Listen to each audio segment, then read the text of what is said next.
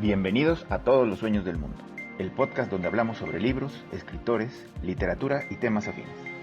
Cada episodio, un tema para explorar y varios textos para compartir. ¡Acompáñanos! Yo soy Edgar Sandoval, tránsfuga de la economía, peligroso escribano a sueldo y, por las noches, cuando hay tiempo, aspirante a tejedor de historias.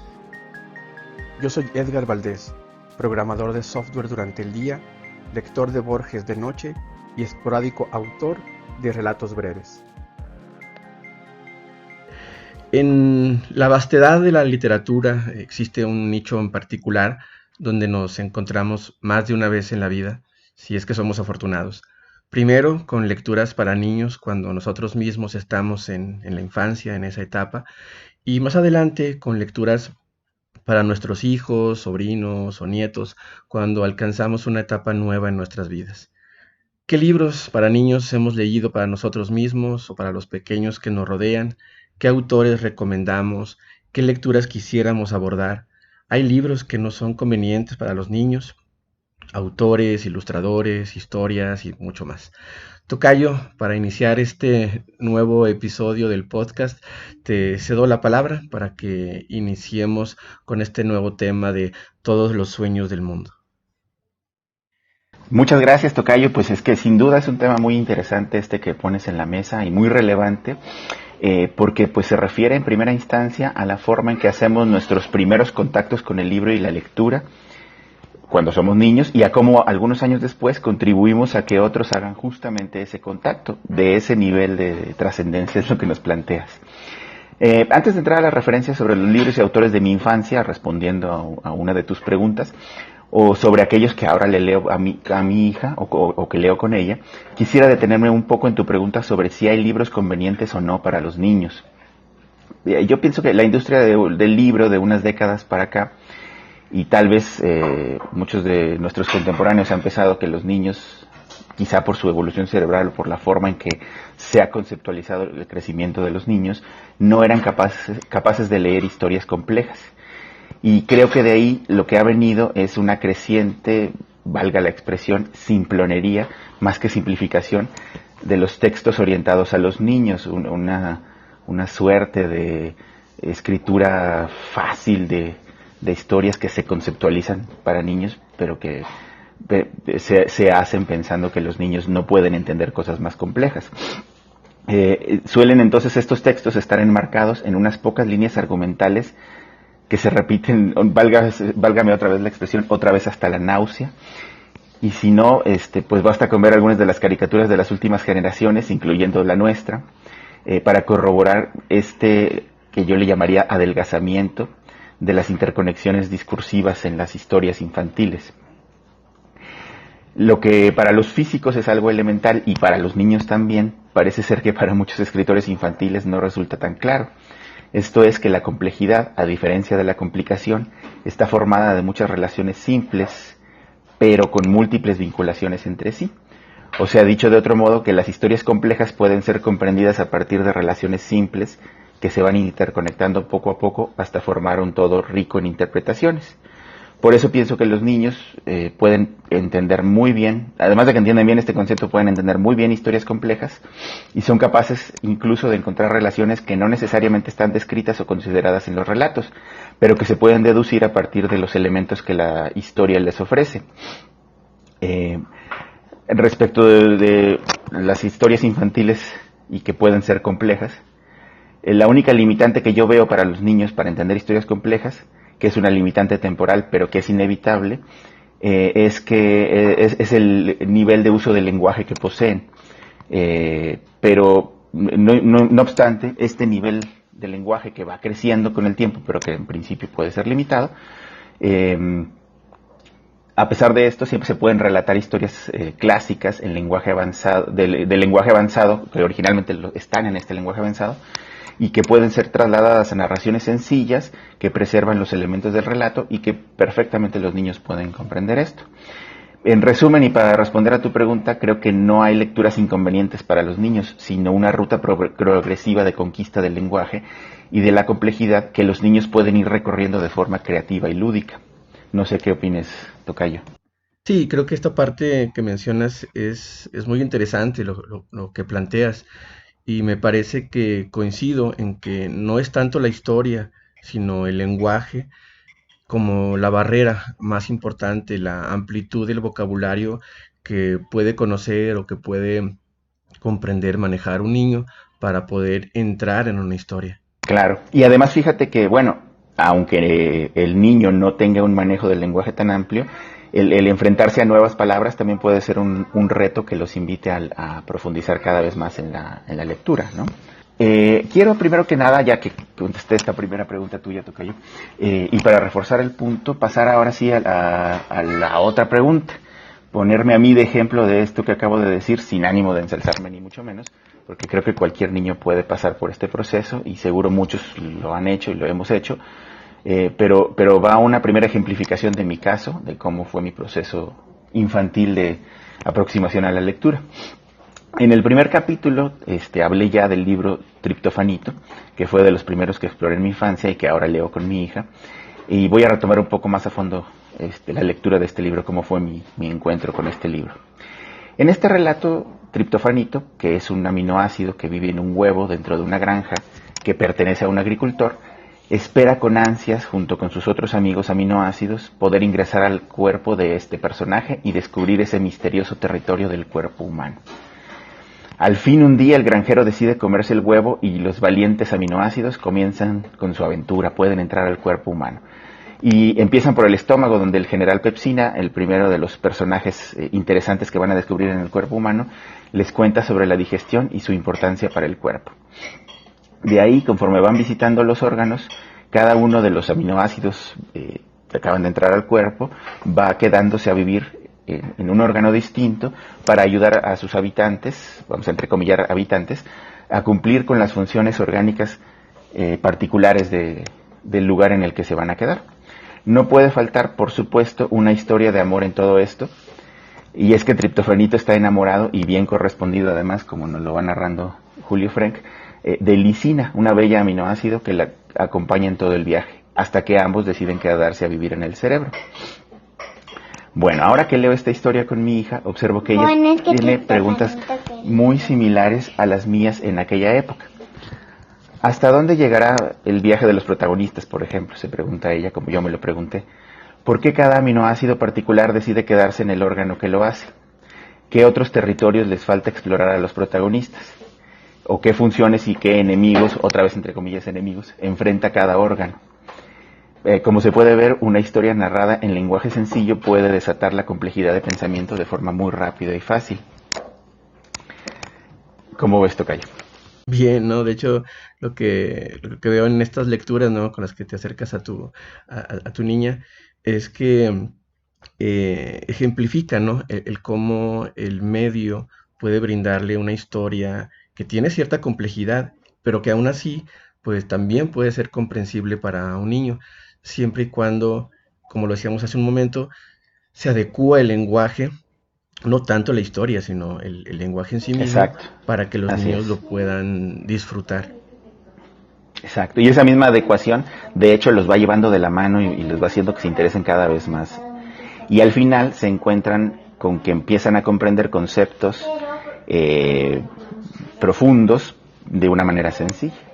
Bueno, ahora va un segundo ejemplo de mi caso, para seguir abonando en esto que estamos diciendo.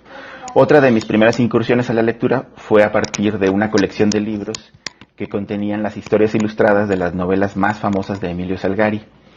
De mis favoritas, sin duda, de esta selección de Emilio Salgari eran Sandokan, El León de Damasco y El Capitán Tormenta. Un maravilloso personaje femenino que en este siglo que cada día me queda más claro que será feminista, debería ser revisitada y resignificada, creo, pues seguramente la que también era conocida como Condesa de Éboli fue un personaje que rompió con muchos estereotipos de su época. Haberme encontrado con estas historias me hizo querer leer las novelas originales de Salgari. Estas primeras que leí eran unas historias abreviadas e ilustradas. Eso me hizo brincar a las originales. Y lo alcancé a hacer con un par de ellas, con El Capitán Tormenta, por supuesto, y algún otro. Y así poder ampliar mi visión de las historias ya con la fuente original.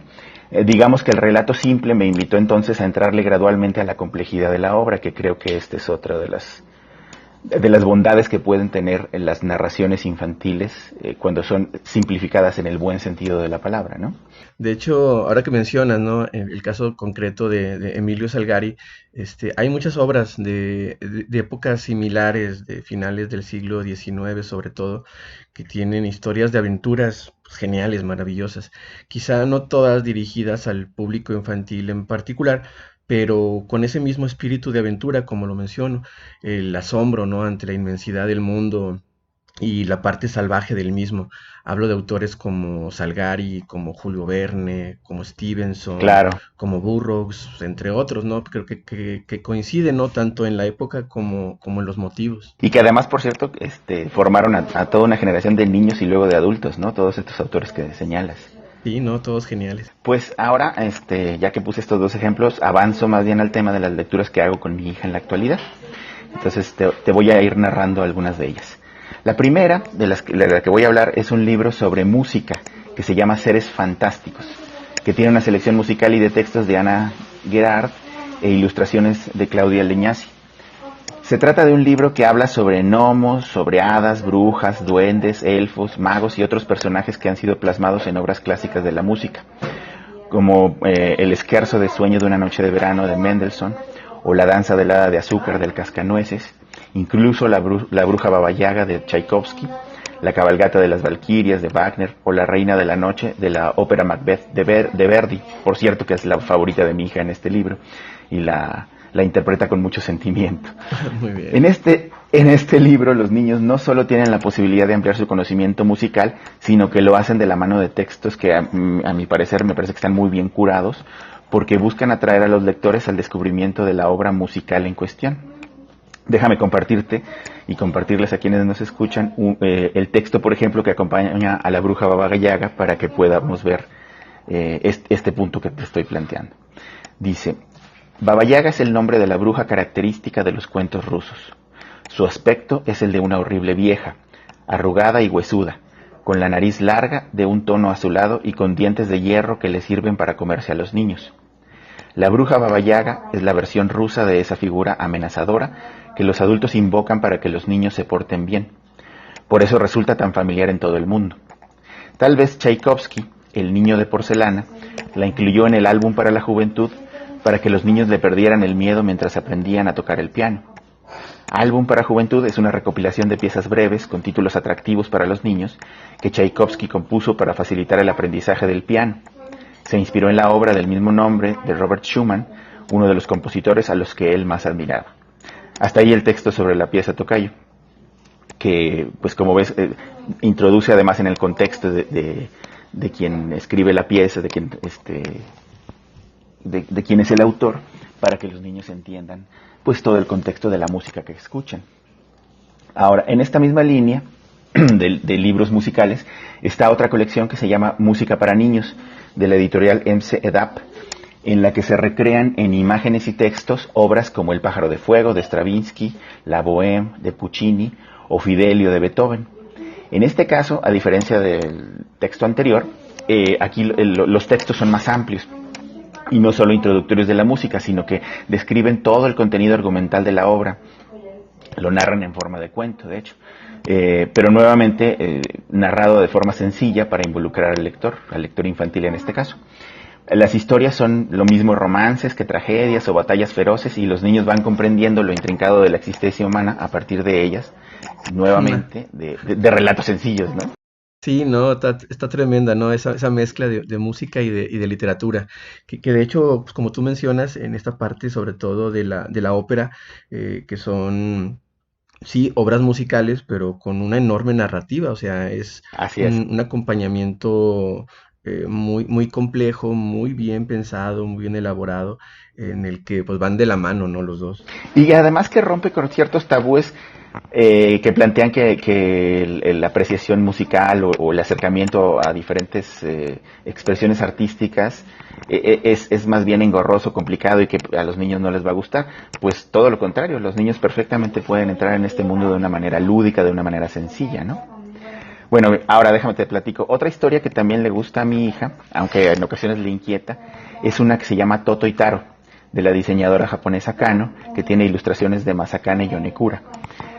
Esto me parece un gran ejemplo de cómo los niños pueden aproximarse a la complejidad, a propósito de lo que hemos venido platicando. Se trata de la historia de un pez llamado Toto que quería ser más grande y para lograrlo se deja comer por un pez más grande que él. Y con este método se vuelve progresivamente más grande hasta ser engullido por Taro, un niño muy juguetón. Al final Taro va a la playa donde encontró a Toto y se encuentra a su vez con un viejo que recita un poema en voz baja que dice, lo narro textual a continuación. Había una vez en el mar inmenso un pececito llamado Toto. Al pececito se lo tragó un pez un poco más grande y así se volvió un pez más grande. Al pez más grande lo devoró uno mucho más grande y así se volvió un pez mucho más grande. Al pez más grande se lo comió un pez enorme y gigante y así se volvió un pez enorme y gigante. Finalmente, el enorme y gigante pez quiso que lo comiera un hombre para volverse hombre. Quería terminar convertido en hombre porque no hay nadie que pueda comerse a un hombre. Hasta ahí el poema. La historia luego concluye con las siguientes estrofas. Cayó el sonido de las olas y cayó el sonido del viento. Taro se dio cuenta de que había envejecido. El viento pasó como un silbido. Y en este punto mi hija suele preguntarme cómo es que Taro era un niño y de repente se volvió viejo, o cómo es que Toto empezó siendo pez y terminó siendo hombre.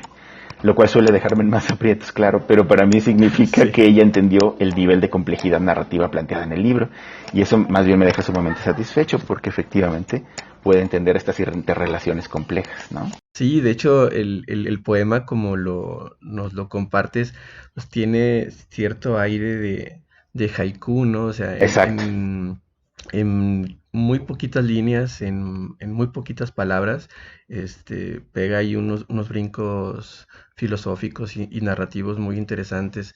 Y aprovecho, ¿no? También para comentar Sí, que en general, ¿no? La importancia que tienen las ilustraciones en estos libros para niños. claro. En algunos pues juega un papel fundamental, en otros viene un poquito más reducido y en otros las imágenes pues son mentales y también son muy bonitas. Hablando, ¿no? Del tema de las narraciones para niños y las ilustraciones, su importancia, estamos leyendo yo y mi hijo obras de un autor que se llama Ibi Titus, pero que tiene Ajá. ilustraciones de Paul Galdón. Son obras realizadas allá en los años 50, 60, 70 y de las que yo hablaré más adelante, pero Ah, muy bien. me recordó mucho, ¿no? Este juego, ¿no? Muy, muy, muy visual que comentas con estas narraciones para tu niña. Claro, y de hecho el libro del que te hablo, Toto y Taro, tiene unas ilustraciones que permiten esta comprensión de la complejidad. O sea, no es solamente un complemento, sino es un apoyo narrativo fundamental, ¿no? Entonces sí, claro, Claro. las obras ilustradas son una maravilla también para introducir a la lectura. Bueno, finalmente te quiero platicar sobre el libro Cuentos de Buenas Noches para Niñas Rebeldes de Elena Favilli y Francesca Cavallo, que además tiene una segunda parte, un segundo libro, con historias. Este libro se trata de una selección exhaustiva pero muy interesante de las contribuciones de diferentes mujeres en la historia, pero que es narrada en forma breve, en forma tal vez de viñetas, de no más de una cuartilla por historia. Y aquí se incluyen historias conocidas y no tan conocidas. Lo mismo se puede leer sobre la vida de Amelia Earhart, de Cleopatra o de Evita Perón, que son bastante famosas, que de otras que no lo han sido tanto, como Manal al-Sharif, que es una informática y activista de los derechos de las mujeres en Arabia Saudita, o Margaret Hamilton, científica computacional, que por cierto dirigió al equipo que desarrolló, entre otras cosas, el código que le permitió al Apolo 11 aterrizar en la Luna, o Coy Mathis, una niña transgénero a la que sus papás acompañaron desde pequeña en su transición y que luchó hasta conseguirlo con la ayuda justamente de sus papás y de una jueza para que se le permitiera una cosa tan sencilla como poder ir al baño de niñas. Este texto me parece que es un texto muy necesario para niñas y niños porque los introduce de forma amena pero profunda a los temas de la otredad, de la apreciación de la diversidad y de entender los muchos obstáculos que han atravesado las mujeres en la historia para sobresalir. Quiero finalmente, ya a propósito de este libro, compartirles justamente el texto sobre Coy Mathis, que también es de los favoritos de mi hija, porque gracias a ella, a su corta edad, le queda claro lo que a muchos adultos todavía no, la comprensión y el respeto a las diferentes identidades de género que existen. Va el relato completo para ilustrar esto. Total. Un día nació un niñito al que sus padres llamaron Coy. A Coy le encantaban los vestidos, el color rosa y los zapatos brillantes. Coy quería que sus padres lo vistieran de niña, pues no le gustaba usar ropa para niños. Su mamá y su papá accedieron y dejaron a Koi a usar lo que quisiera. Una noche, Koi le preguntó a su mamá: ¿cuándo me llevarás al doctor para que me vuelva una niña? El doctor les explicó la situación. Por lo regular, los niños se sienten bien siendo niños y las niñas se sienten bien siendo niñas. Pero hay algunos que se sienten niñas y niñas. Hay algunos niños, que se sienten niñas y niñas que se sienten niños. Se llaman transgénero. Y Koi es una niña transgénero. Nació en un cuerpo que pensaríamos que es de niño, pero en el fondo Koi sabe que ella es niña, por lo que deberíamos permitirle que lo sea. A partir de entonces, la mamá y el papá de Koi les pidieron a todos que trataran a Koi como niña. Sin embargo, cuando empezó a ir a la escuela, surgió un problema inesperado. Koi tiene que usar el baño de niños o de discapacitados, dijeron sus maestros. Pero no soy un niño, lloraba Koi. No soy discapacitado, soy una niña. Los padres de Koi hablaron con una jueza al respecto. La jueza lo pensó y finalmente declaró: se le debe permitir a Koi usar el baño que ella quiera. Koi y sus padres armaron una gran fiesta para celebrarlo. Comieron pastel rosa y Koi usó un vestido rosa brillante y hermosas zapatillas rosas. Este es el tipo de textos que forman parte de este libro que, te digo, nos plantea muchos retos para entender la otredad. Hasta aquí mi selección, tocayo. ¿Qué opinas? No, pues muy variada y muy grande, ¿no? Enorme tu selección. Creo que tu hija, tu niña y todos los niños que conocen la literatura desde esa temprana edad abren su mente a muchas posibilidades, a muchos mundos, y definitivamente es algo que hay que impulsar. Por ahí leí una frase de Borges durante la semana que decía de lo extraño que es hablar de lecturas obligatorias. Claro. Dice él, es casi como si dijéramos felicidad obligatoria, pero me parece que acercar a los niños a los libros no es tanto forzarlos a leer, y mucho menos a leer aquello que a nosotros nos interesa, a nosotros nos gusta, sino de abrir esa puerta, de permitirles, de vernos leyendo a nosotros mismos, ¿no? De vernos cerca de los libros, de vernos o escucharnos hablar sobre historias o sobre autores, sobre aquello que nos gusta y nos apasiona, y transmitirles más bien esa pasión o ese gusto por la literatura y no por un género o no por un libro en particular. Claro. Ya sea que leamos un libro físico o que leamos un libro en la computadora o en la tablet, ¿no? De responderle sus preguntas sobre lo que ellos mismos leen y donde surgen muchas preguntas como los que tú nos planteabas, Claro. A veces pues sí nos ponen en aprietos, y en general, ¿no? De permitirles que el arte, no nada más los libros, el arte esté presente en sus vidas como una parte importante del desarrollo tanto de ellos como de cualquier persona. Claro, totalmente. Y complementaría esto con un pequeño comentario. Este proceso de invitar a los niños a la lectura me parece que tiene que ser muy lúdico, para que ellos abracen, para que ellos hagan propio el proceso de leer, pero también tiene que ser acompañado, ¿no? Porque, digamos, no es que se empiece leyendo o que lo mejor sea empezar leyendo en soledad, aunque muchas veces va a terminar siendo un proceso solitario, pero puede ser perfectamente un proceso acompañado, un proceso colectivo, de introducirse a la lectura, y creo que esto deja una huella más profunda en los niños. Claro, sí. Pues muy bien, amigo. Ahora te toca a ti, tocayo. Sí, ahora pasó mi turno de hablar sobre mis lecturas infantiles, las que yo leí, ¿no? en mi infancia, y las que ahora comparto con el mayor de mis dos niños, que tiene 6 años y ya está en edad y en tareas escolares de lectura. Claro. En mi caso, no puedo decir que tuviera yo en mi época lecturas infantiles como tales, cuando yo era pequeño, porque en mi casa había una cierta cantidad de libros, pero era una biblioteca, una selección, digamos, general, un poco más académica que literaria. Así que mis lecturas se concentraban en agotar las páginas del pequeño Larousse ilustrado, del cual me encantaban las láminas, tenía una sección central dedicada a una serie de ilustraciones y de láminas, y además tenía una sección que me encantaba, que era de frases clásicas en griego o en latín, de esas que todavía en algunas épocas recientes muchos escritores todavía hacían uso de ellas, de esas frases, de esos latinajos o esas frases griegas como referencias en sus textos.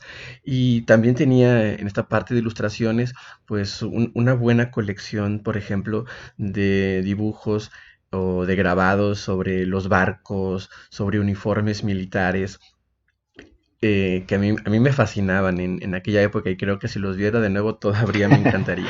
Claro. También de esa época, yo recuerdo que teníamos una edición del Quijote, ¿no? De Cervantes, Wow. una edición en rústica de hojas que ya en esa época ya estaban amarillentas y que le daban este aire, ¿no? De arte clásico. Y que por cierto ese libro todavía lo tengo, hace mucho que no lo abro, ¿no? Pero todavía está en mi colección.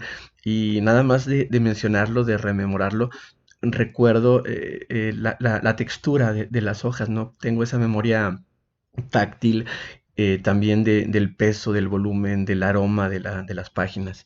De esa misma época teníamos una enciclopedia para niños sobre épocas de la historia. Por ejemplo, había una que tenía en la portada la edad de piedra y el Ah, descubrimiento del fuego.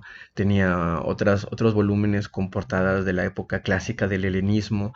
Hablaba de Troya, hablaba de Grecia, hablaba de Creta. Tenía ahí, por ejemplo, la mención de este arqueólogo pionero de Schliemann, que en su momento descubrió lo que hoy se pretende que es Troya, ah. una ciudad que incluso se descubrió que tenía varias capas, o sea, van excavando y Ujú. ven la ciudad y luego siguen excavando y ven que estaba construida sobre otra ciudad histórica, entonces las capas Ah, históricas de esta ciudad todavía mítica, que no era muy seguro que hubiera existido, pues se acercan, ¿no? A finales del siglo XIX a sus ruinas. También teníamos una versión del libro de Ben-Hur, ese sí en formato para niños. Era una versión ilustrada con un poquito menos de texto y recuerdo que en las páginas centrales mostraba el naufragio de la galera romana y ahí al protagonista flotando en esta balsa con el soldado que más tarde se convertiría en su mentor. Y también esta época, pues una mención especial porque recordando para esta edición del podcast esas lecturas de mi infancia, recuerdo que de niño solía ir a una peluquería del barrio donde vivíamos, donde siempre encontraba estas historietas, ¿no? En el formato de libro vaquero y similares. No me acuerdo cómo se llama este formato de edición así cuadradito pequeño, ¿no? claro, lo recuerdo. Porque sí, había más, digamos, editoriales y versiones y colecciones, pero cuando yo iba ahí a la peluquería, pues tenía que esperar mi turno, entonces solía leer así como si fuera ya un adulto, ¿no? Historias de vaqueros fugitivos y dramas sentimentales y Por de vez en supuesto. cuando incluso series históricas sobre cómo los sajones habían llegado a la isla de Bretaña, ¿no? No, era todo un mosaico de emociones ahí en la peluquería. Fíjate, claro, qué importante las peluquerías de barrio como centros de lectura. Creo que también yo pasé por eso un poco. Cada vez que iba con el peluquero a sacarme punta. Sí. Fíjate que yo creo que sin duda en nuestras épocas la literatura infantil y la de adultos estaban, creo yo, más segmentadas que ahora. O sea, no tenían estas conexiones que ahora estamos descubriendo de cómo historias pensadas para adultos pueden ser narradas para niños, ¿no? Creo que en nuestras épocas de niños esto estaba más separado, ¿no? Y entonces pienso que solíamos enfrentarnos a que los adultos tenían para nosotros muy pocos libros infantiles en sus bibliotecas y muchos de adultos. Pienso que por eso muchas personas de nuestra generación decidieron no ser lectores apasionados, pues imagínate, ante textos narrados para adultos, quizá muy difíciles de comprender, ¿no? Y que los que resistimos la prueba de fuego, por el contrario, nos empecinamos en leer cosas más complejas cada vez. Aunque, pues sí, creo que sin duda faltaba mucha pedagogía y muchas opciones de lectura para niños, muchas más que las que ahora tienen nuestros hijos, ¿no? O esa impresión me queda, no sé qué opines. Sí, creo que tienes razón en ese punto y me gusta mucho que lo traigas a colación, porque por un lado, pues sí tienes esta parte en la que tienes una colección separada, tanto para niños como para adultos, y está muy padre no irte a las ferias del libro, por Claro. ejemplo, y ver, ¿no? Pues los grandes estantes de las obras con ilustraciones, con autores, y como tú dices, con versiones de obras adultas o obras adolescentes en formatos un poquito más digeribles, tanto por el volumen como por el lenguaje para los niños. Pero sí, definitivamente si en tu casa pasabas de un libro a otro, de una biblioteca a otra, te Ajá. encontrabas finalmente con estos libros que eran un reto Sí, y totalmente. que pues, eran una prueba de fuego, como tú lo mencionas. Exacto. Eh, Bien, por otra parte, bueno, eso fue lo que yo leía, como bien lo mencionas, en esa época, ¿no? Con esas opciones. Ajá. Pero ahora, pues, quiero pasar a la parte de lo que yo leo con mi hijo mayor, con Sebastián. Él tiene una tarea diaria de que debe tener entre, no sé, 15, 20 minutos de lectura y vamos seleccionando algunas obras y el abanico, pues, es enorme, ¿no? Es mucho más rico en la actualidad, tanto por la oferta como por la facilidad de las lecturas digitales. En primer lugar, a él le gusta leer ciertas enciclopedias para niños, de las cuales tiene algunos volúmenes de colecciones varias.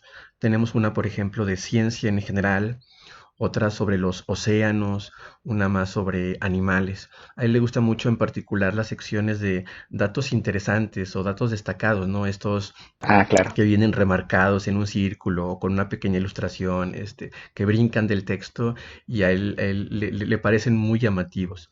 Luego, ya con lecturas con un poquito más de más narrativa, estamos leyendo libros diversos. El primer ejemplo que quiero comentar es una obra de Úrsula Le Guin.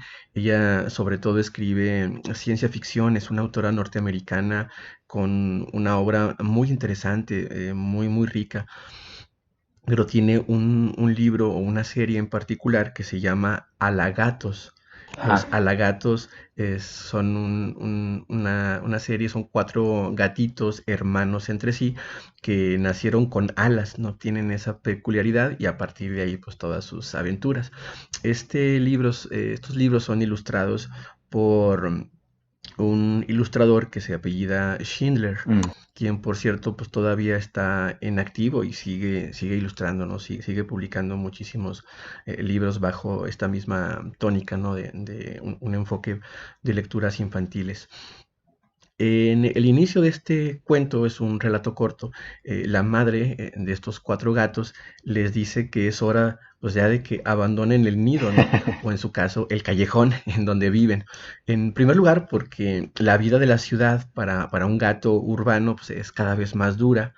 Y por otro lado, y esta parte se me hizo muy interesante, Ajá. porque la madre ya tiene planes de tener un segundo matrimonio, o sea, Ah, ya caray. tiene planes de estar con otro gato y hacer una familia nueva, ¿no? Entonces los gatos pues emprenden la aventura de salir de la ciudad, de salir de casa, ¿no? Del cobijo materno e irse. Y en este primer libro, esta primera aventura, pues terminan viviendo en el campo, donde eventualmente y tras diversos altercados y problemas con animales salvajes, pues terminan siendo adoptados, digamos, entre comillas, por un par de niños, porque en el final del libro estos niños que viven cerca, ¿no? de esta región rural, Ujú. pues los observan, empiezan a darles alimento, empiezan a acercarlos y como que se hacen amigos, ¿no? Entonces se cierra así este primer volumen, del cual creo que son cuatro, ¿no? Y nos gustó bastante tanto a Sebastián como a mí.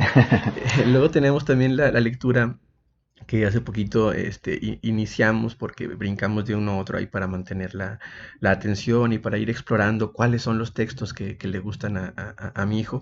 Hemos estado leyendo los inicios de varios libros, incluyendo este de la telaraña de Carlota de White, con ilustraciones de Garth Williams, las crónicas de Narnia de C.S. Lewis, la serie ilustrada y narrada que se llama Anatole, de un ratoncito que te mencionaba hace un momento Ajá. cuando hablaba de la importancia de las ilustraciones. Los textos son de Titus y son los dibujos de Galdón. Y él además, ellos en conjunto tienen otra serie de un ratón detective, ¿no? Que se llama Basil de la calle Baker, que es una versión de Sherlock Holmes en versión ratón. Ah, ok. Estos dos libros en particular se están convirtiendo en nuestros favoritos. Porque los temas, pues en sí, son ligeros, son divertidos, pero aún así no son, digamos, rebajados, ¿no? O no Ajá. son tan edulcorados, ¿no? En busca de una audiencia más complaciente. La serie del ratón Anatole inicia cuando el ratoncito, en una de las incursiones en la ciudad, escucha una conversación entre humanos hablando de los ratones y se da cuenta del mal concepto en que los hombres pues tenemos a los ratones como una plaga, como algo sucio, ¿no? Como Claro. algo negativo.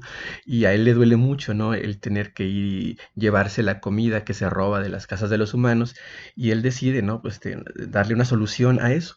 Y se da a la tarea de hacer algo útil por los humanos para no sentirse culpable de estarles robando la comida. Y conforme avanza la narración, Anatole se convierte de manera así subrepticia en un anónimo degustador de quesos en una fábrica que los produce y que por cierto tenía pues problemas económicos la fábrica. Ah, Lo que hace Anatole es que entra a la región, a la parte en la fábrica en la que tienen ciertos quesos diferenciados unos de otros y él va probándolos y dejando notas en las que califica cada uno de los quesos y le pone, este queso es muy malo, este queso es muy bueno, este es el mejor que tienes, a este le falta que le agregues tal ingrediente, ¿no?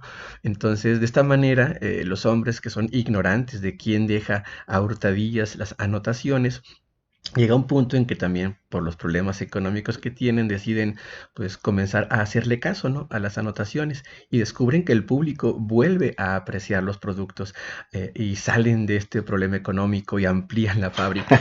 Y Anatole es nombrado todavía en el anonimato que él insiste en mantener, pero le dejan una nota, es nombrado como el primer vicepresidente de degustación de la fábrica, órale. como con una recompensa, como una recompensa vitalicia, pues le dan la opción de que pueda tomar y llevarse el queso que él quiera en la ocasión que él decida llevárselo. Entonces, este Anatole, como un ratoncito francés que vive en París y que convive con los humanos quienes aprecian su trabajo siempre y cuando no conozcan que es un ratón, no deja de traernos, ¿no? Estas reminiscencias del ratoncito Remy, que es el protagonista de la película de Ratatouille. Claro, claro, yo pensé inmediatamente en esa referencia también. Sí, es inevitable, ¿no? Hacerlo. Sí. Pues fíjate que muy interesantes los textos que lees con tu hijo también, tocayo. Por cierto que de los que señalas, mi hija también ha comenzado a leer con su mamá uno de los tomos de la saga de las Crónicas de Narnia. Creo que esta es una historia que inevitablemente atrapa a los niños, ¿no? Las lecturas que nos comentas en general apuntan, creo yo, a bosquejar los conflictos humanos más comunes, ¿no? Y hacerlo narrados en forma sencilla, pero no dejan de ser complejos estos conflictos, ¿no? Y pues están narrados, creo yo, en un nivel como lo has dicho hasta ahora, que a los niños les permite aterrizar en estos temas, en su problematización y empezar a comprenderlos. Muy, muy interesante también me pareció tu selección. Ya nada más para cerrar el tema, ¿no? Ya habiendo compartido un poquito lo que son los textos que leímos nosotros, los textos que leemos con nuestros niños, Claro, hay un tema que yo quiero traer a colación y es como todavía ciertas personas o cierta generación en la que yo todavía me incluyo, pues tenemos una cierta fascinación o incluso un culto del libro, pero como objeto físico, es decir, este absolutamente. gusto por la edición, por el papel, por las portadas, ¿no? Por el acomodo en tu librero del libro como un objeto, ¿no? Y que finalmente, pues los niños no comparten a cierta edad, no Claro. comparten, no tienen esa visión. Y a mí como adulto y como parte de esta generación que aprecia el libro físico, yo siento cierta ansiedad, ¿no? De prestarle a un niño pequeño los libros, pues sabiendo que ellos no se preocupan si doblan las Así hojas, es, si manchan las páginas, totalmente. si le rompen los bordes, si le meten un lápiz, un color, Ajá. algo. Ellos tienen una visión un poquito más de exploración, incluso en ese nivel, ¿no? De objeto, y todavía es pues, un camino, ¿no? Para que lleguen, si es el caso, ¿verdad? Así es. A llegar a apreciarlo como tal.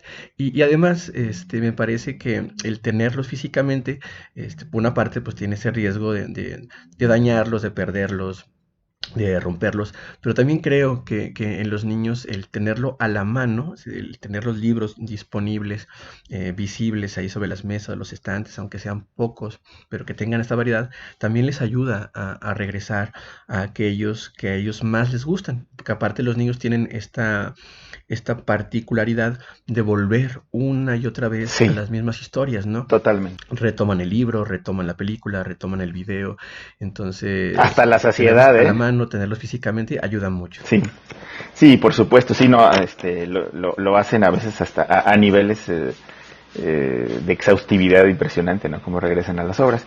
Fíjate que ahorita que hablabas de esto, precisamente me acordé que por ahí de 2012 salieron los resultados de una encuesta de lectura de alcance nacional y la gente se escandalizó porque el promedio de libros leídos al año, decía el principal resultado de la encuesta, era de 2.94.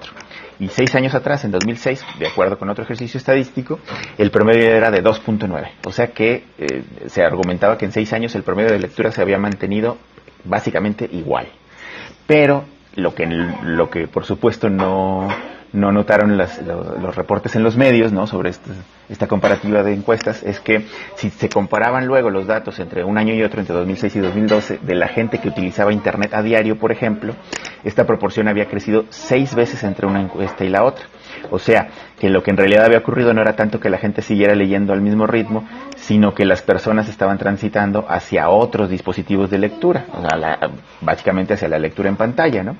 Que si bien requiere de otras habilidades y sigue otras lógicas distintas a las de leer en papel, es lectura al fin, es un ejercicio de lectura. Y creo que nuestros hijos, a propósito de esto que dices de su relación con el libro en papel, están en esa lógica todavía más que nosotros, pero sigue habiendo una cosa mágica con el hecho de poder tocar los libros, de hojearlos, de leerlos en papel, que creo que fascina o puede fascinar todavía a algunos niños de esta época, igual que como nos fascinaba a nosotros, quizá por la experiencia sensorial que esto representa, ¿no? Y lo que tú decías hace rato también es muy importante. Los niños, supongo que los de nuestra época también y los de esta, luego con el libro en papel lo van conquistando también a través de apropiárselo, por ejemplo, rayarlo, por ejemplo, doblarlo, como que es parte de la manera en que ellos tienen para apropiárselo, para hacerlo propio, ¿no? Y esto que mencionas de esta dualidad, ¿no? Entre la versión digital y la versión física, yo creo que el arte, y no nada más la literatura, el arte en general, tiene dos niveles entre muchos más, ¿no? Pero hay dos que me traen a la memoria lo que mencionas, y uno es el arte en la parte estética, en la apreciación Claro. intrínseca, ¿no? de la obra, la cual puede conseguirse de manera más o menos sencilla en medios diversos. Pero hay otra parte del arte que tiene que ver con la experiencia, es decir, con el disfrutar con todos los sentidos Ajá. de una obra, de la forma en la que, por ejemplo, puedes apreciar al 100% una canción, un concierto desde tu reproductor digital, es otro el nivel en el que todavía las personas asisten a un concierto físico, es decir, Claro. esta experiencia además compartida y que crea memorias tanto particulares como de grupo, también existe en la literatura. Si tomas un libro de tu biblioteca, puedes recordar cuándo lo compraste, dónde Así es. estabas, quién te lo prestó, a quién nunca se lo devolviste. Claro. Mientras que en la computadora, en la tablet, lo puedes leer perfectamente, lo puedes disfrutar, pero al menos en mi caso yo le pierdo mucho la pista al contexto bajo el cual seleccioné un libro o llegué a un libro cuando es digital. Entonces creo Claro. que ambas las puedes disfrutar, ¿no? La parte estética como la parte pues más sensorial que envuelve, ¿no? A la lectura. Sí, fíjate que incluso esta noción de propiedad de los libros en el formato digital se diluye bastante, ¿no? O sea, porque al final, pues en estas versiones en PDF o en ebook o en cualquier otro similar, son más como de propiedad colectiva, ¿no? O sea, si puedes acceder a él, lo tienes y ya es tuyo. Y no existen este tipo de cosas de las que tú hablas, ¿no? Mi libro que yo compré en tal ocasión, o el que nunca devolví que me prestó fulano o sutana persona, ¿no? Todo eso de alguna manera se diluye en el mundo digital, ¿no? Sí, así es. Creo que estamos en sintonía con esa percepción. Así es. Quizás, ¿no? Porque pertenecemos todavía, ¿no? A esta generación ahí a caballo entre estas Así dos es. formas de experimentarlo.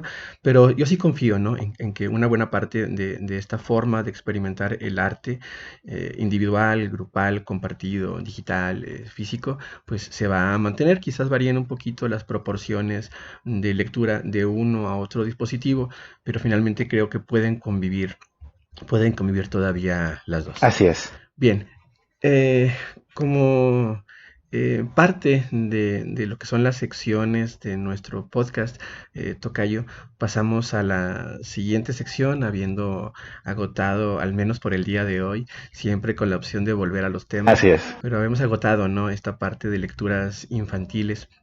Y quisiera pues invitarte, ¿no? A que nos presentes la siguiente sección, que para quienes nos acompañan hoy como primer episodio, comentarles que se trata, ¿no? De una lectura y relectura contextualizada, ¿no? De la obra de Italo Calvino, Las ciudades invisibles.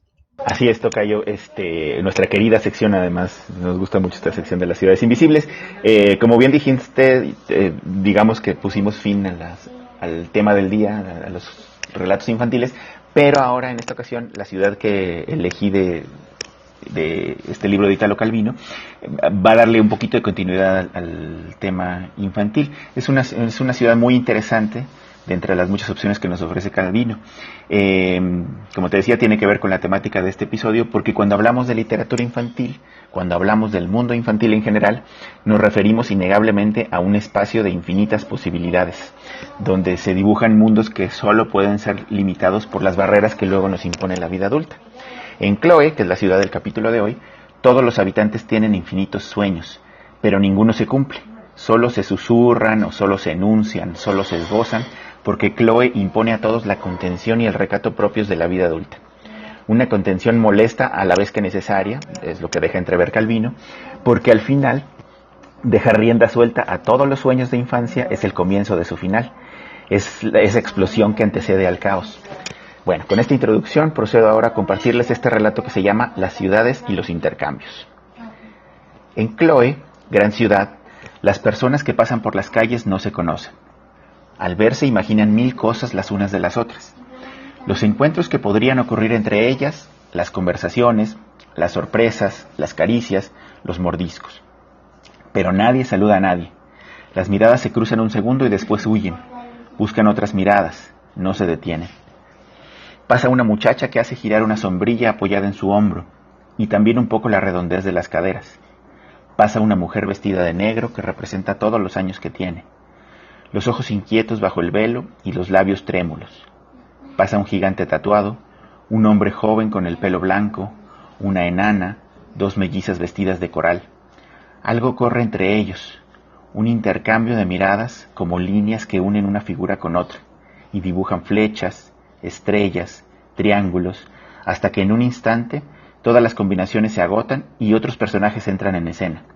Un ciego con un guepardo sujeto por una cadena, una cortesana con abanico de plumas de avestruz, un efebo, una mujer descomunal. Así, entre quienes por casualidad se juntan bajo un soportal para guarecerse de la lluvia, o se apiñan debajo del toldo del bazar, o se detienen a escuchar la banda en la plaza, se consuman encuentros, seducciones, copulaciones, orgías, sin cambiar una palabra, sin rozarse con un dedo, casi sin alzar los ojos. Una vibración lujuriosa mueve continuamente a Chloe, la más casta de las ciudades. Si los hombres y mujeres empezaran a vivir sus efímeros sueños, cada fantasma se convertiría en una persona con quien comenzar una historia de persecuciones, de simulaciones, de malentendidos, de choques, de opresiones, y el carrusel de las fantasías se detendría. Hasta aquí, Chloe, tocayo, ¿qué te parece? Calvino tremendo como siempre, ¿no? Y con lecturas múltiples. Claro. El balance, ¿no? Que siempre debe existir, o al menos que siempre se pretende que debe existir. Por una parte, pues no puede suprimir los anhelos, los sueños, porque hay una fuerza en ellos, ¿no? Una fuerza contenida que tarde o temprano, pues va a romper algo si insistes en mantenerla contenida.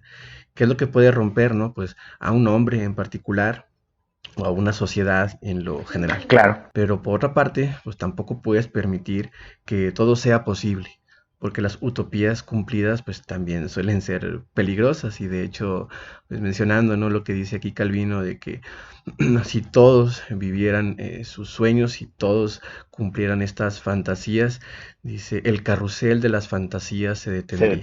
Hay también una parte en la que las limitaciones hasta cierto punto pues te obligan, ¿no? A imaginar, te obligan a buscar opciones, te buscan a hacer uso, ¿no? Finalmente de la imaginación personal. Exacto. y también esta idea, ¿no? De las ciudades o de las sociedades en las que todo se vale, todo se hace, o todo se intenta, como una especie de Prometeo, ¿no?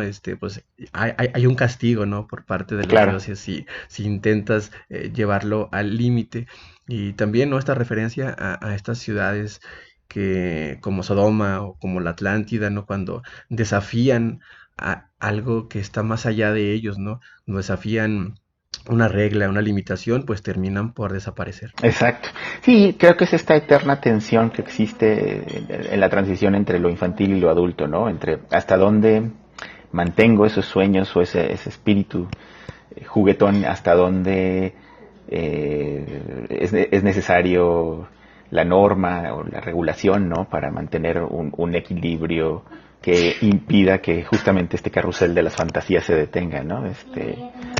Como dices, enorme Calvino, como siempre, en su explicación de las cosas a través de las ciudades, ¿no? Y la ciudad es siempre como es el escenario, ¿no? Donde ocurre todo, pues puedes tomar cualquier personaje, puedes tomar cualquier situación, cualquier imaginación, y al situarla en la ciudad, algo se le ocurrió a Calvino que puedes tomarlo como referencia de los múltiples, no sé si tú las has contado, ¿no? Todas las ciudades invisibles que tiene en este libro en total, pero ya ves que se va ampliando las ciudades y los signos, las Sí, ciudades y la exacto. memoria, las ciudades y un abanico enorme. Y en este caso, ¿no? Con el tema de las fantasías, el cómo se liga, ¿no? La fantasía de la infancia, la imaginación de la infancia, y cómo en la edad adulta, ¿no? Pues vamos limitando o vamos cambiando, ¿no? La forma en la cual nos relacionamos o aceptamos nuestros propios sueños y Sí, fantasías, porque siguen estando ahí, ¿no? Como lo menciona Calvino,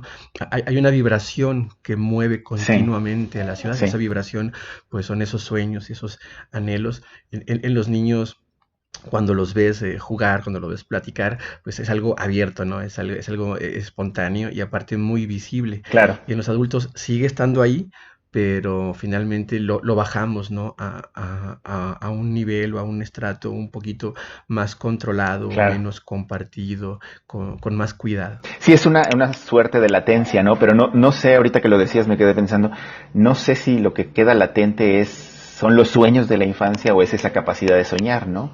Que a lo mejor se ha visto transformada simplemente por las vicisitudes de la vida adulta, ¿no? A lo mejor deberíamos hacer luego un capítulo al respecto, ¿no? Creo que va un poquito más en el segundo sentido, ¿no? O sea, seguimos teniendo esa capacidad de anhelar o de soñar.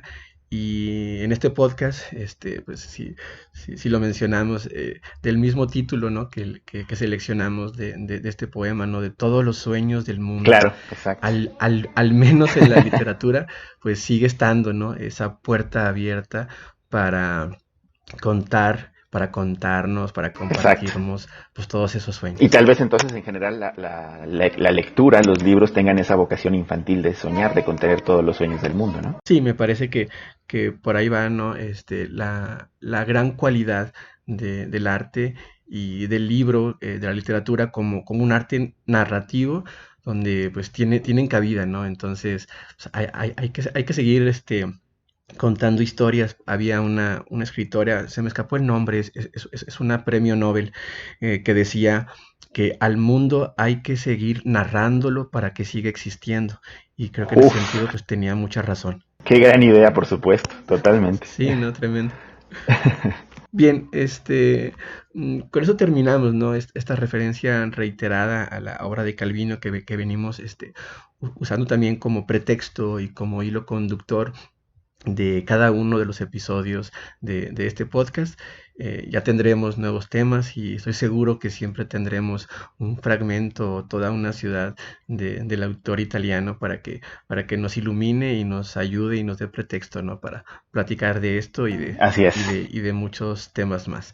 Por ahora, Tocayo, creo que es momento de pasarnos a la siguiente sección que tiene que ver las lecturas y las escrituras que nos han rodeado de manera reciente o aquellas que queremos compartir. Para comenzar, pues te invito a que nos platiques pues cuáles son esas lecturas, esos libros o autores que están recientes en tu memoria. Muy bien, pues en capítulos anteriores he extendido el concepto de reciente y les he compartido lecturas más bien de un par de años para acá. Ahora vámonos al extremo opuesto, vámonos a lo inmediato, ¿no?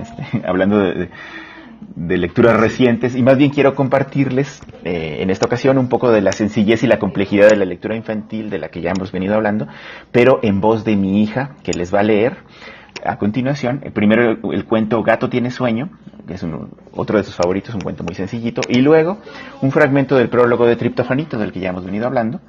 Después de esto les comentaré un poco sobre cómo es mi experiencia de acompañarle en la lectura. Cedo entonces la voz a mi hija. Gato tiene sueño. Gato tiene sueño.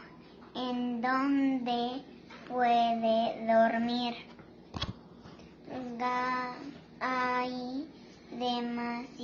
Hay demasiado ruido. Aquí no está cómodo. Aquí hace frío y está resbaloso. Allá afuera no hay lugar. ¿En dónde dormirá Gato? Por fin, un lugar cómodo. Fin. Juanito. Prólogo. Nuestra historia comienza en una granja. En esa granja era muy hermosa. En ella había verduras, frutas, vacas, toros y muchas gallinas.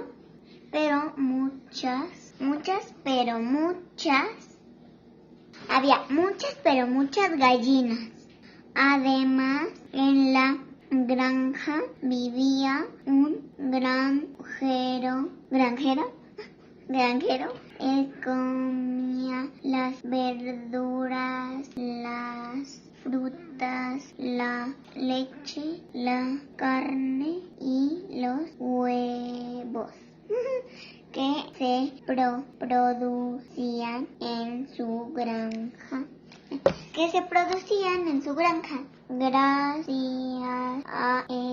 Gracias a esto, el granjero vivía como un rey. Ya hemos dicho que en la granja había muchísimas gallinas. Como ustedes comprenderán, había también una gran cantidad de huevos. Uno de estos huevos era la casa de una bella familia, la familia Proteína. Bueno, como pueden apreciar, mi hija está haciendo sus primeras incursiones en la lectura, pero desde muy pequeña tenemos el hábito de leerle, y de hecho ella es bastante auditiva en esto de su acercamiento con los libros. Desde muy pequeña nos sorprendió porque incluso logró aprenderse muchos tramos de un poema sobre un barco que solíamos leerle para dormir, casi como si los estuviera leyendo. Desde entonces su habilidad para aprender palabras, personajes y trozos completos de texto con tan solo una o dos escuchas nos sigue sorprendiendo. Aunque también es cierto que esa memoria auditiva tan desarrollada luego le provoca que no siempre intente leer, sino adivinar lo que ella ya sabe que dice el libro. pero en todo caso va avanzando en su proceso de lectura. Y ella suele siempre hacer acotaciones en medio de la lectura o la escucha de un texto para introducir variantes que ella imagina que podrían ser la continuación de lo que está leyendo o escuchando. Y claro, nosotros siempre se lo permitimos porque estamos convencidos que una de las principales virtudes de los libros y la lectura es que te abren infinitas posibilidades para la imaginación.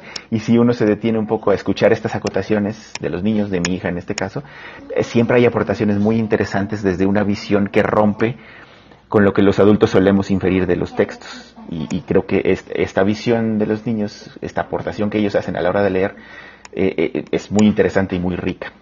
No, sí, esto que mencionas, ¿no? De las acotaciones que hacen los niños.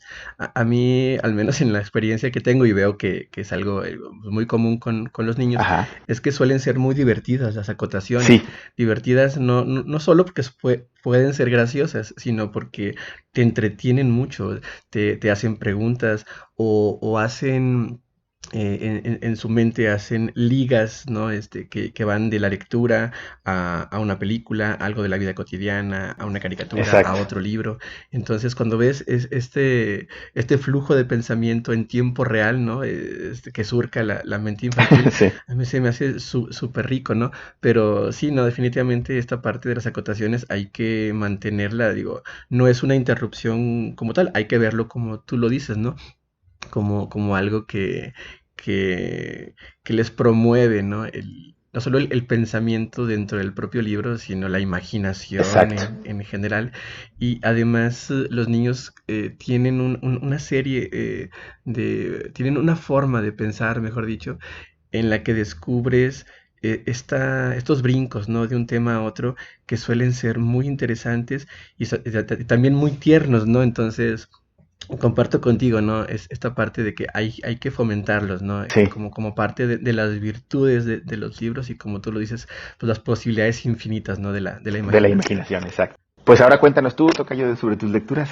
Nos pasamos ahora a un ejercicio similar, ¿no? También yo con mi niño he estado leyendo.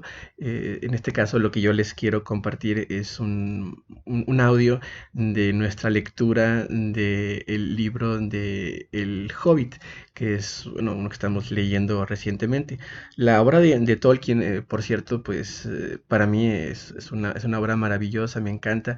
Y tengo la suerte, la fortuna de que mi esposa y yo pues compartimos el gusto por esta obra de Tolkien y volvemos a las películas de Peter Jackson al menos una vez por mes, aunque generalmente las vemos al menos una de ellas una vez por semana. Y mi niño se ha vuelto fan absoluto del imaginario de Tolkien y en muchas ocasiones me sorprende su conocimiento sobre los nombres y los lugares y los personajes de la saga de este autor. Aún tenemos muchísimo que descubrir juntos, porque incluso yo mismo he iniciado la lectura de La caída de Gondolin y tengo pendientes otras más, así que espero que esta fascinación en familia nos acompañe y nos sirva de puente Por pues supuesto. para toda la vida. Pero por ahora pues les presento un breve fragmento, ¿no? De la lectura de mi hijo con el inicio de El Hobbit que hemos recomenzado hace poco. Una tertulia inesperada. En un agujero en el suelo vivía un joven. No un agujero húmedo, sucio, repugnante con restos de gusanos y olor a fango.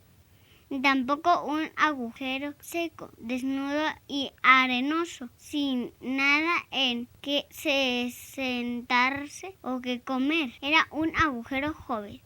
Y eso significa comodidad.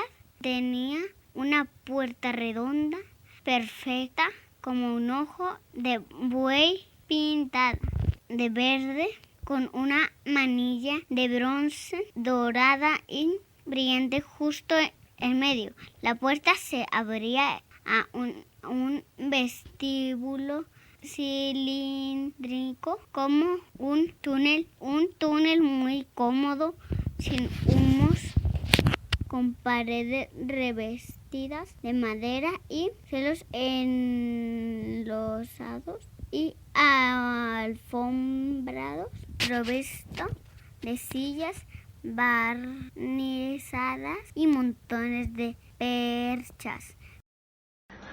Pues muy bien, Tocayo. Fíjate que a mí me conmovió mucho la lectura de tu hijo porque además de que lo hace muy bien, también se nota que le emociona mucho lo que lee.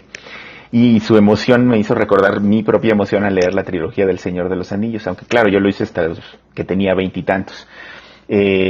Luego después yo en mi paso por la obra de Tolkien omití el Hobbit, de hecho sigo teniéndolo como uno de mis pendientes, aunque quiero hacerlo con un ejemplar en inglés que conseguí alguna vez en un descarte de libros. Entonces más bien yo me pasé después de la trilogía al Silmarillion, que me parece que es una verdadera carta de invitación al mundo de Tolkien. Y a partir de ahí me fascinó ese mundo aún más y coincidió además que en ese entonces mis papás consiguieron una serie de publicaciones que rescata y reconstruye el hijo de Tolkien a partir de sus manuscritos para completar pasajes de este fascinante mundo de la Tierra Media. Particularmente estos tomos van muy relacionados a lo que se refiere a la historia de los hombres antes de su caída por culpa del anillo y por otro lado a bosquejar esa misteriosa historia detrás de Númenor y de sus secretos. Me propuse leerlos aunque fuera despacito, pero confieso que todavía no lo he hecho, pero sí lo pienso hacer antes de que termine esta década de mi vida, Tocayo, a propósito de el mundo de Tolkien. Así, ¿no? Es una obra muy grande y yo creo que vale la pena mencionar el trabajo que ha hecho Sí, Christopher Tolkien, ¿no? En rescatar muchos de exacto. los manuscritos de su padre, editarlos y convertirlos en obras terminadas. De hecho, hay quien bromea diciendo con relación a esto de que Christopher ha publicado obras de Tolkien después de su muerte, bromean diciendo que es un autor que incluso después de muerto sigue siendo mucho más prolífico que otros autores todavía en vida que pues no alcanzan o no alcanzamos a publicar ni siquiera el primero o el segundo, que en algunos casos pues, hay autores que tienen en borrador, ¿no? Muchas obras y que pues finalmente no las publican, mientras que Tolkien se les adelanta año con año, ¿no? Publicando Los Ajá, hijos de exacto. Urim y otros más, ¿no? Que después de la muerte del autor. Y incluso aquí, en este tema de las lecturas infantiles, este, esta mención, ¿no? de que el propio Tolkien y su hijo, ¿no? Este trabajo en conjunto, ojalá a futuro algunas de las obras incluso se mencionen pues casi como coautor, ¿no? A Christopher pues para agradecerle Claro. el trabajo que ha hecho para quienes somos fans, ¿no? De esta literatura maravillosa y que nos da la oportunidad de transmitirlo a nuestros hijos. De la lectura que hizo mi niño, sí, de hecho ha avanzado un poquito con la velocidad de la lectura y en particular con el libro de El Hobbit. Ya lo habíamos leído o habíamos avanzado mucho en una primera ocasión, pero aquella vez era yo quien le leía el libro.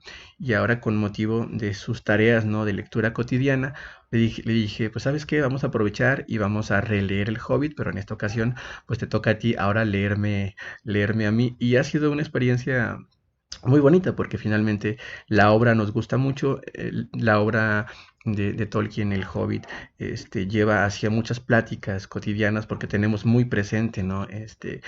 Como te decía, Claro. los personajes, los lugares, y aparte como Sebastián, pues tiene una fascinación por los orcos y por los brujos, ¿no? Y por todo este rollo, ¿no? Pues ahí le fascina y entonces creo que al menos en ese sentido, como otros, pues, hemos encontrado una beta enorme de explotar en la obra Sí, no de solo esta por los serie. personajes, sino hasta por los lenguajes, ¿no? En esta colección de Christopher Tolkien me parece que por ahí hay incluso un diccionario de lenguaje élfico, y entre otras rarezas interesantes, ¿no? Que forman parte de esta colección. Bien, con estas referencias, ¿no? A las lecturas, tanto de los libros infantiles que leyeron nuestros niños, las lecturas que les compartimos como parte de este episodio, pues ahora quiero pasarme al último bloque en el que hablamos de nuestras escrituras recientes. Aquellos textos en que hemos estado trabajando a nivel personal, que pueden ser obras o textos completos o en elaboración y que nos gustaría pues, compartir con la gente que amablemente nos escucha en este episodio.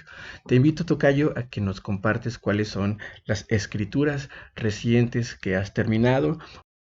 Bueno, voy a retornar otra vez a nuestra noción flexible de reciente. Fíjate que hablando justamente sobre el tema de las lecturas infantiles y de la infancia en general, desde antes que naciera mi hija, mi esposa comenzó a documentarse mucho y me contagió de ese hábito sobre lo que ahora se llama la crianza respetuosa, que ha generado en torno a sí muchos libros, podcasts, publicaciones en redes sociales y toda una serie de manifestaciones que buscan explicar que es posible otra forma de crianza, una más empática y respetuosa. Además, esta perspectiva teórica busca mostrar cómo los modelos de crianza tradicionales han terminado por ser más nocivos que benéficos para nuestras generaciones. En fin, bueno, que han buscado mostrar que cuando decimos que nosotros nos criaron de forma agresiva y a pesar de ello salimos bien, y lo afirmamos además orgullosos, mientras este mundo se desborda de violencia y rencor, producto en buena medida de esa crianza que nos dejó con tantas heridas, pues solo reflejamos la medida en que hemos normalizado una crianza nociva y sus efectos. En ese orden de ideas es que hoy voy a compartir un cuento que escribí hace más o menos un año, en el que abordo precisamente el tema de la crianza. Este cuento forma parte de una colección que estoy elaborando desde hace algunos años ya, y que espero terminar pronto, de cuentos que hablan de la matemática del amor. En particular forma parte de una subsección que se titula Teoría de conjuntos, y el cuento se llama Conjunto vacío. En matemáticas, el conjunto vacío es aquel que no tiene elementos, pero que cuenta con algunas propiedades interesantes. Por ejemplo, que está presente en cualquier subconjunto y que forma parte de cualquier operación de conjuntos como la unión, la intersección o el producto cartesiano. Entonces, el conjunto vacío, la falta de amor para la metáfora que utilizo yo, está presente en todos lados, en cualquier subconjunto de la vida. Bueno, les leo ahora el cuento que se llama Conjunto vacío. No sé cuánto tiempo llevo aquí. Hacia cualquier lugar que mire, mis ojos perciben este espeso negro que se extiende por doquier. Lo único que puedo distinguir son sonidos lejanos que me sugieren que, más allá de estas fronteras que aprisionan mi visión, existe vida. Extiendo mis manos en busca de alguna textura que me proporcione una pista, pero simplemente recojo vacío. Una ligera aglomeración invade mi estómago, como premonición de un desastre que intento evadir, pero que se anuncia inevitable. Avanzo más en mi intento por descifrar el territorio que me rodea, pero apenas si logro deslizarme un poco en este mar de ausencia en el que habito.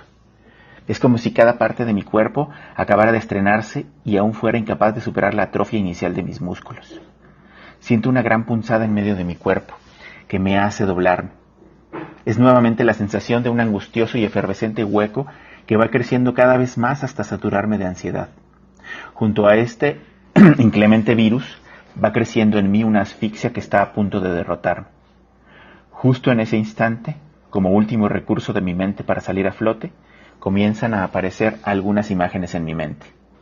Recuerdo, de pronto, a un hombre y una mujer cuyos rostros reconozco enseguida. Una fuerte emoción surge de mí cuando visitan mis pensamientos. No los veo muy seguido, pero la presencia de ambos me reconforta. Cuando están cerca, puedo percibir su olor y de forma casi automática me tranquilizo. Aunque recordar esto me ayuda a combatir el sofoco, la angustia no cede mucho. Desearía que aparecieran ahora para apaciguar este vaivén de sensaciones, pues mi cuerpo sigue en estado de alerta. A la par de esta batalla percibo un concierto de rumores distantes que me atemorizan. No sé si sea el auxilio o la fatalidad lo que se aproxima junto con esa algarabía. Intento llamar al hombre y a la mujer de mis pensamientos para pedirles ayuda, pero mi boca apenas se alcanza a articular algunos gruñidos, como si este manto oscuro que lo cubre todo hubiera además restringido la capacidad de comunicarme.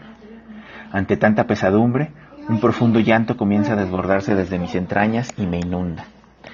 Luego de derramar este dolor, me descubro exhausto y mis párpados caen en forma súbita, para agregar una nueva oscuridad a la existente, como si me aislara por duplicado de este lugar, primero con el vacío allende mi piel, y ahora con esta inflexión que ha llenado de silencio mi mente.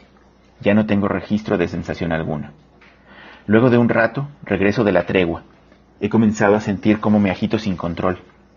El frío cala en mis huesos, pero mi cuerpo sigue sin responder a lo que le ordeno hacer. Me concentro un poco y logro al fin decir algunas palabras. «Vengan rápido en mi auxilio, por favor, tengan compasión de mí».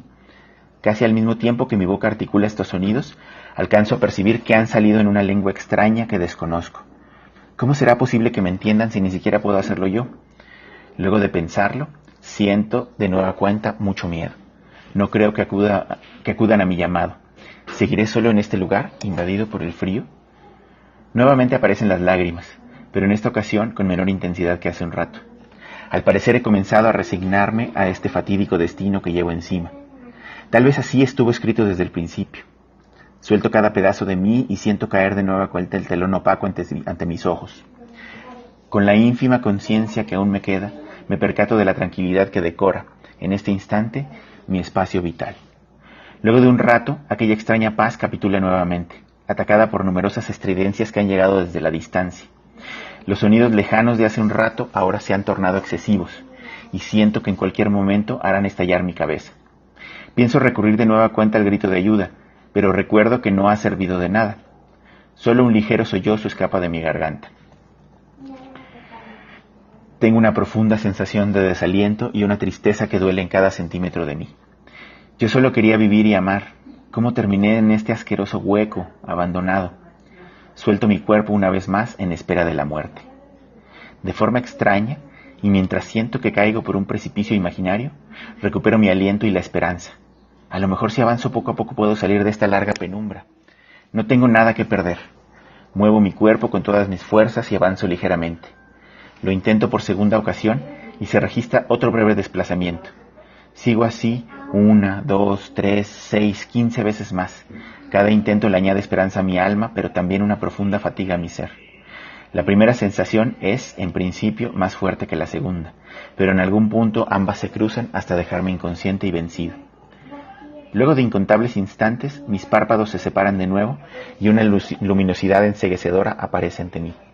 Logro, con dificultad, enfocar poco a poco y alcanzo a ver aquellos rostros conocidos.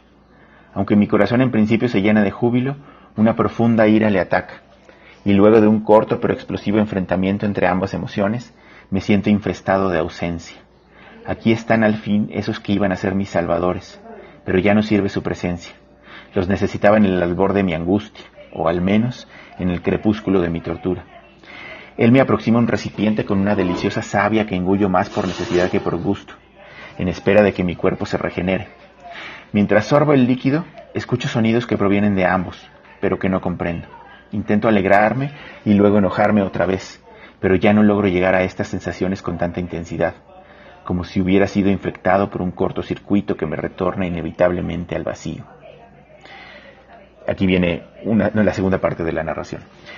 Lucy, cariño, al parecer la recomendación del pediatra de dejar llorar a Adancito en la noche hasta que se canse ha funcionado de maravilla. Solo lo escuché hacerlo un par de veces y luego creo que ha dormido profundo. Sí, Tomás, qué bueno que le hicimos caso. Solo temí que despertara cuando los vecinos subieron el volumen a la música, por ahí de las 3 de la mañana.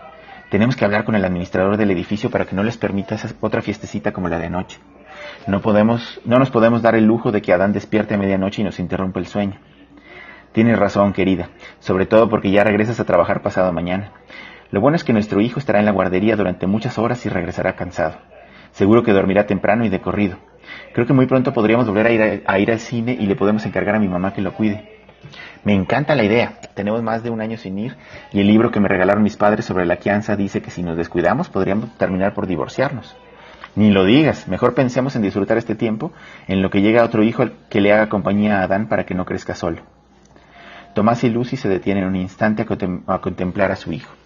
Muchos recuerdos vuelven a sus mentes de pronto. Tomás siente una furia insurgente que amenaza con emerger en un grito de dolor.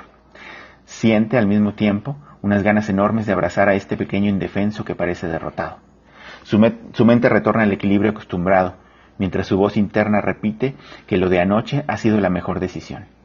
Se enfunda en un saco y deposita un beso pequeño en la frente de Lucy antes de salir de casa. Ella lo contempla sin decir palabra alguna, y cuando cierra la puerta, voltea la mirada hacia Adán. Lo observa con ternura durante algunos minutos y acaricia su rostro. Anhela tanto poder desbordarse en besos y abrazos sobre este pequeño, pero su mente comienza a reprenderla. No le debe mostrar tanta condescendencia y afecto o lo volverá malcriado. Se siente culpable de pronto por haber mostrado un poco de debilidad, pero se recompone y gira la vista en otra dirección, justo donde se encuentra su guardarropa. Suspira un poco y camina hacia allá. Es muy importante decidir el atuendo que usará en su primer día de trabajo. Hasta aquí el cuento, tocayo. Muy bien, amigo. Está muy interesante, ¿no? Esta visión, o este corte, ¿no? En las dos visiones, de dos puntos de vista. Y el primero de ellos, esta dificultad narrativa, ¿no? De narrarlo desde esa otra perspectiva, un poco Sí, más abstracta, ¿no? Sin tantos mecanismos de diálogo que serían imposibles, ¿no? sí, Serían sí, sí. imposibles. Y por otro lado, ¿no? El tema, ¿no? De la racionalización de ciertas decisiones que suelen ser difíciles y más cuando involucras no a una, a dos, a Exacto. tres personas.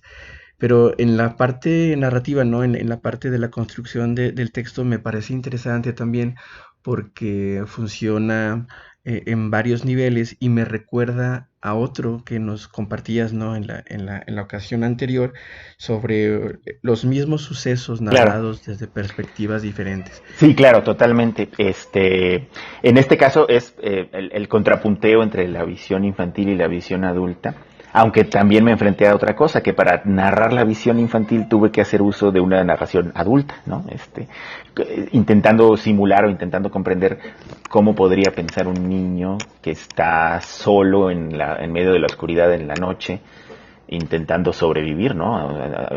Cuando allá afuera está un mundo que asusta, un mundo que no alcanza a comprender.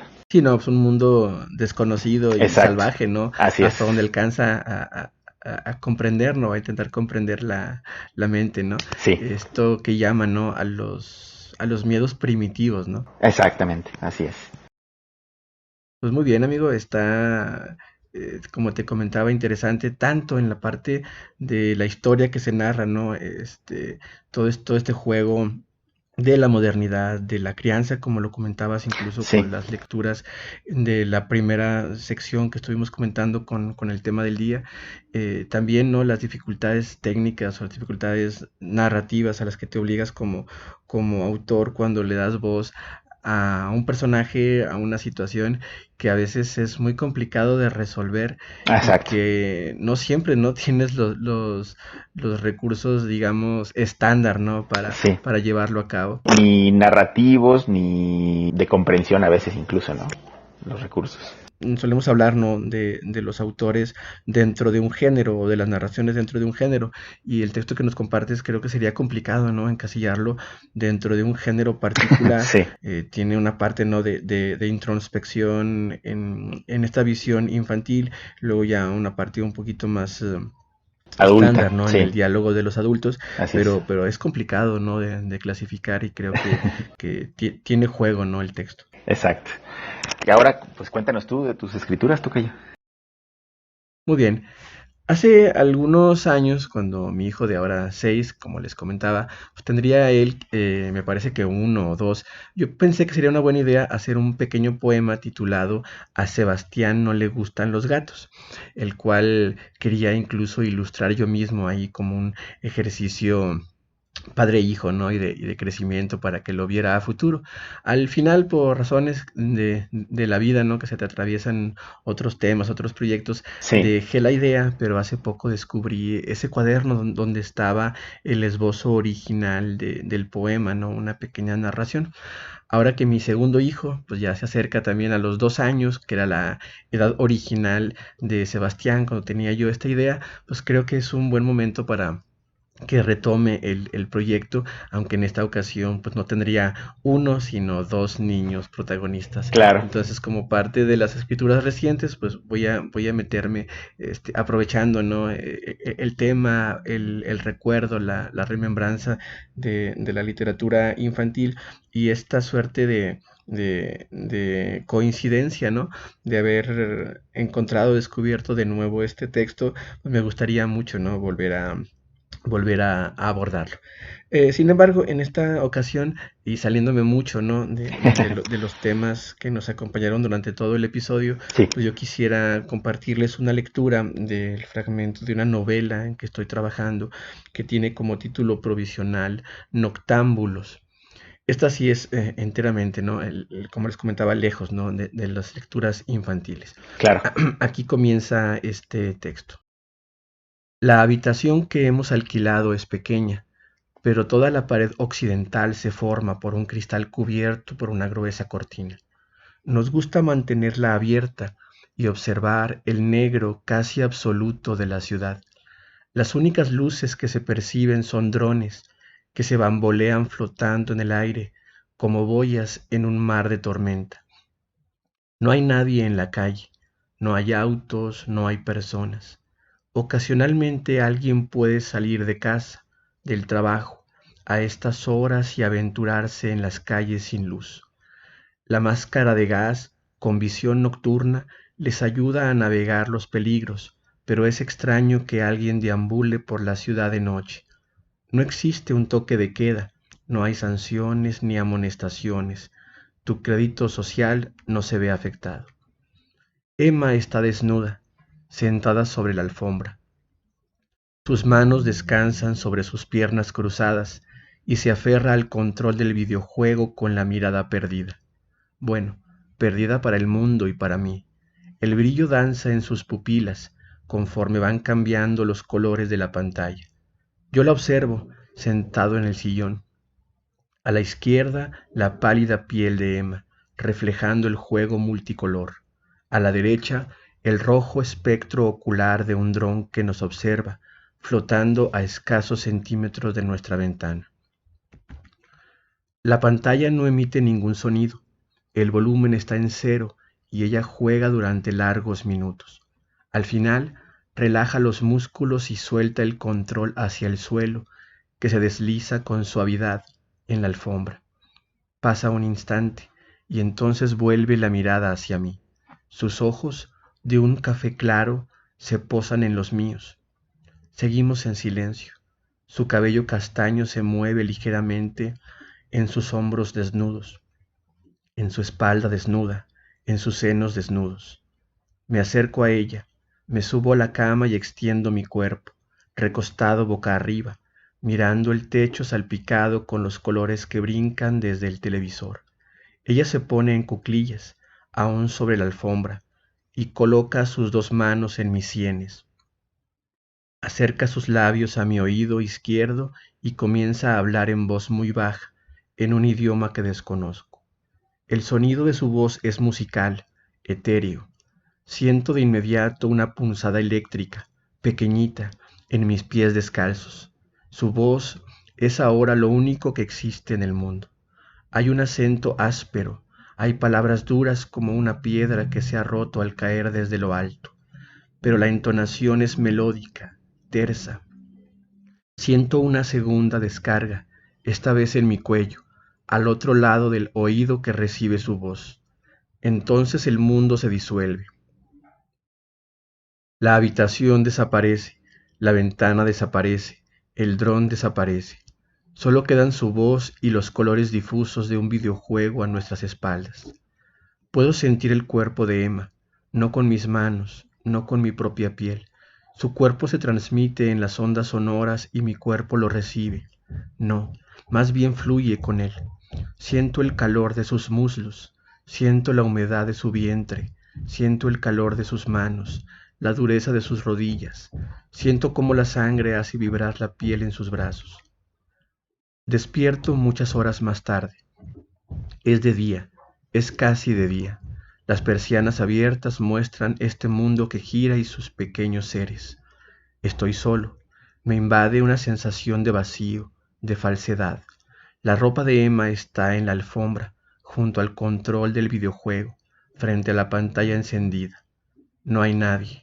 Están sus bragas, su vestido, sus sandalias, su cazadora de mezclilla. Pero ella no está por ninguna parte. Yo me visto con un poco de prisa. Sé que me esperan en la universidad. Hasta aquí el texto que les comparto. No sé cómo lo veas tú. Oye, pues bastante interesante, ¿eh? Mira, muchas cosas por comentar. En primera, esta visión apocalíptica con la que inicias, que parecería de un mundo lejano y que ahora es tan común, ¿no? Con la gente usando aparatos para cubrirse la cara, ¿no?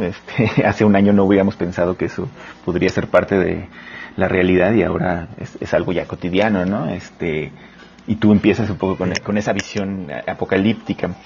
Luego haces un juego muy interesante, lo voy a llamar así de doble panóptico, porque pues como el autor, como quien narra la escena, estás observando desde arriba, desde el panóptico, ¿no? lo que transcurre, pero luego introduces un dron que hace lo mismo que tú. Me parece muy, muy interesante ese recurso que usas, ¿no?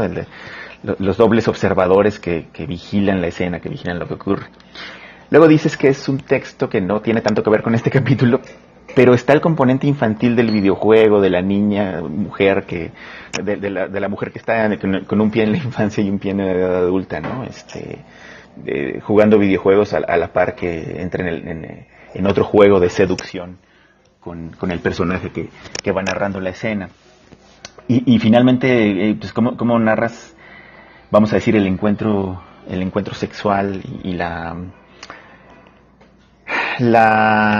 lo etéreo, ¿no? En que se termina convirtiendo la presencia de Emma en esta escena?